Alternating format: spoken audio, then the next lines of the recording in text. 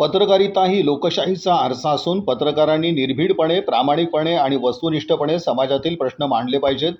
प्रशासनातील त्रुटी असोत अथवा नागरिकांच्या समस्या, त्या कोणताही मुलाहिजा न ठेवता लोकांसमोर आणण्याचं काम पत्रकारांनी करणं गरजेचं आहे.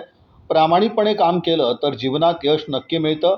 मीडिया मास्टर नव्या पत्रकारांना दिशा देईल, असं प्रतिपादन महापौर विनायक कोंड्याल यांनी केलं. पत्रकार किरण बनसोडे लिखित जागृती पब्लिकेशन प्रकाशित मीडिया मास्टर या पुस्तकाचं प्रकाशन महापौर विनायक कोंड्याल यांच्या हस्ते झालं. याप्रसंगी ते बोलत होते. डॉक्टर निर्मलकुमार फडकोले सभागृहात हा कार्यक्रम पार पडला.